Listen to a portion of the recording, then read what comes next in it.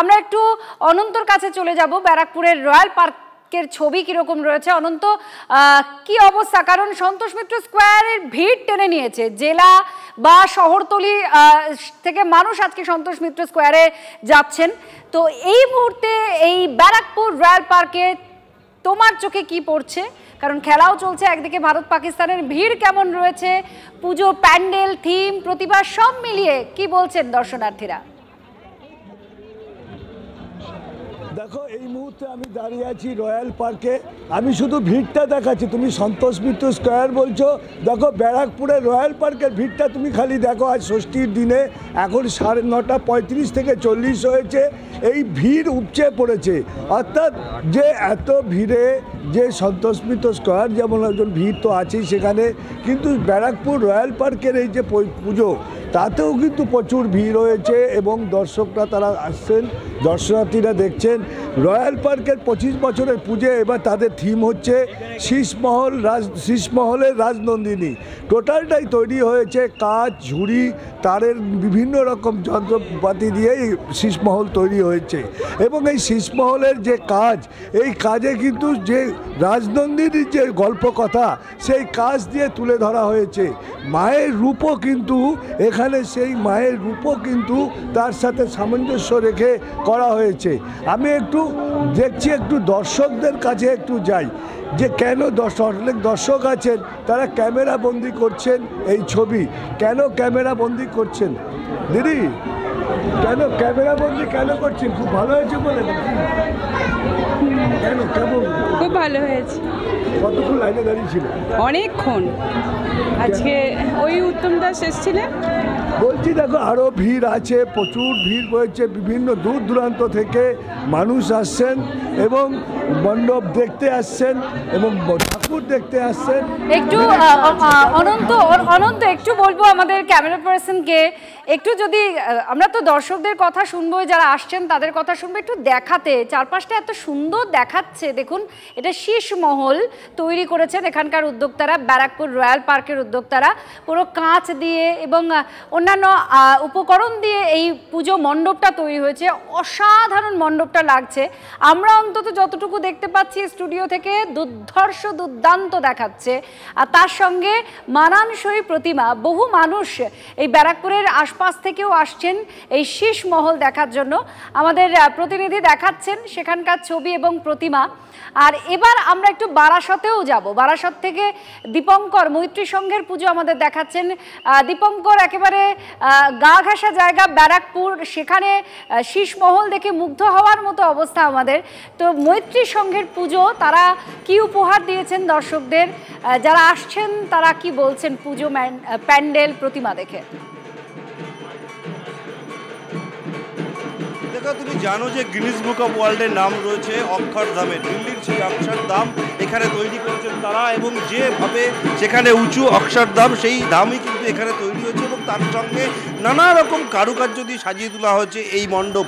এবং একই সঙ্গে এই মণ্ডপে এখন বোধনের পুজো চলছে। তোমাকে সেই পুজোর একটু কাজ দেখাবো, যে পুরোহিত মশাই তিনি পুজো করছেন এবং বোধনের যে আচার, যে নিয়মাবলী, সেই সমস্তগুলো এখানে চলছে। তার সঙ্গে এই মণ্ডপে ষষ্ঠীর দিনে প্রচুর মানুষ আসছেন যারা দেখতেন। কর্মকর্তারা রয়েছেন, তাদের কাছে জিজ্ঞেস করবো যে কেন আপনারা এরকম একটা ভাবনা ভাবলেন? কারণ আমরা প্রতিবারই নতুনত্ব নিয়ে আসার চেষ্টা করি। আর প্রতিমার ক্ষেত্রে প্রকৃতি মানে হচ্ছে মা দুর্গা সাথে যে আমরা যে প্রতিমা করেছি, প্রকৃতিকে যাতে বাঁচানো যায়, তার সাথে যে পরিবেশ, পশু পাখি সবার রক্ষাকর্তা হিসাবে হচ্ছে মা দুর্গা। আজকে যেখানে গ্লোবাল, পাশাপাশি দেখো দর্শকরাও রয়েছেন। ভিড়ের যে বৃষ্টির একটা ভাব রয়েছে, যেহেতু পূর্বাভাস রয়েছে। বৃষ্টির জন্য কি আগে থেকে বেরিয়ে পড়া? হ্যাঁ, একটু আগে থেকে বেরিয়ে পড়া, না হলে তো আর মানে বৃষ্টি যা শুরু হয়েছিল মানে সম্ভব হচ্ছিল না। এবারে বৃষ্টির জন্য ভয় পাচ্ছে? হ্যাঁ, প্রথম ভয় পাচ্ছিলাম, তবে মা দুর্গা সহায় আছে। এই হোক, তুমি বুঝতে পারছো যে বৃষ্টির জন্য অনেকেই কিন্তু ষষ্ঠীর দিন বেরিয়ে পড়ছেন। তোমাকে যেটা দেখানোর চেষ্টা করবো, সুকান্তকে বলবো যে এই বোধনের যে আচার, বোধনের যে নিয়ম, সেইগুলো কিন্তু পালন হচ্ছে। বোধন পুজোর কাজ হচ্ছে এই মৈত্রী সংঘের ক্লাবে। এখন ঠাকুরমশাই সেই কাজই করছেন। মা দুর্গা মর্তে আসেন বছরে একবার, এবং তাকে ঘিরে বাঙালির যে আবেগ, তার সূচনা কিন্তু এই ষষ্ঠীর বোধনের মধ্যে দিয়ে হয়। সেই নিয়মই কিন্তু এখন পালন হচ্ছে এবং সেই পুজো দীর্ঘক্ষণ ধরে চলছে। আমি অনেকক্ষণ ধরে দেখছিলাম এবং ঠাকুর মশাই তিনি মন্ত্র উচ্চারণ করে এই মণ্ডপের পুজোর যে মন্ত্রোচ্চারণ শুনি একটু, কারণ বোধনের পুজো যেহেতু ষষ্ঠী আছে, বোধনের পুজো কোথাও কোথাও এখনো হচ্ছে। আপনাদের কালনার ছবিটাও একটু না বললেই নয়, আপনারা দেখতে পাচ্ছেন একেবারে জ্যান্ত দুর্গার পূজা হচ্ছে এখানে। দেখুন কালনাথ থেকে এই ছবি, শিশুদের সাজানো হয়েছে, কেউ দুর্গা সেজেছেন, কেউ দুর্গার পুত্র কন্যা, এই সরস্বতী, লক্ষ্মী, কার্তিক, এই সাজে তাদেরকে সাজানো হয়েছে। দেখুন গণেশও সেজেছে একজন, আর এইভাবে তাদের আরতিও হচ্ছে। এরকম নানান কিছুর মধ্যে দিয়ে আমাদের এই উৎসব, অন্যরকম ভাবনার মধ্যে দিয়ে কিছু বলতে চাওয়া, এই সবটা নিয়েই আমাদের দুর্গোৎসব। এই দুর্গোৎসবে সবসময় অন্য রকম কিছু করতে চান বহুজন, আবার কেউ কেউ সাবেকিয়ানা ঐতিহ্য পরম্পরার মধ্যে দিয়েই নিজেদের রসদটা খুঁজে পান, যে এই চিরাচরিত প্রথাগুলোকেই তারা বয়ে নিয়ে যাবেন। কিন্তু থিমের চমক, তার মধ্যে একটা আলাদা আকর্ষণ থাকে, অনেকের ভাবনা, পরিকল্পনা, সাজসজ্জা, এবং ৩৬৫ দিন ধরে বহু ক্লাবকর্তারা শুধু ভাবেন যে কি করবেন আর সেটাকে কিভাবে রূপায়িত করবেন মানুষের কাছে।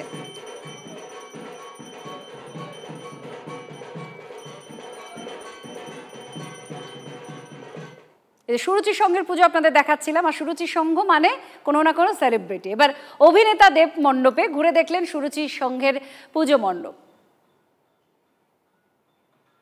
তার নতুন ছবি দেখার জন্য বারবার তিনি সাধারণ মানুষের কাছে পৌঁছেছেন। আর এই পুজো মণ্ডপ সুরুচি সংঘে তিনি এসেছেন, একদিকে বহু মানুষের সঙ্গে একলপ্তে তার সাক্ষাৎ, বহু মানুষ তাকে ভালোবাসেন, বহু ভক্ত আছেন তার। সুরুচি আমার কি বলবো, ক্লাবটা আমার নিজেরই ক্লাব, মানে আমাদের ঘরেরই ক্লাব, প্রত্যেক বছরই আসা হয়। এবং আজকে এই বছরের থিমটাও দারুণ, স্বাধীনতা সংগ্রামীদেরকে উৎসর্গ করে তাদেরকে নমন করে এবং যেভাবে সাজানো হয়েছে এবং যত যত্ন নিয়ে ওরা পুজো প্যান্ডেলের থিমটাকে বানায়।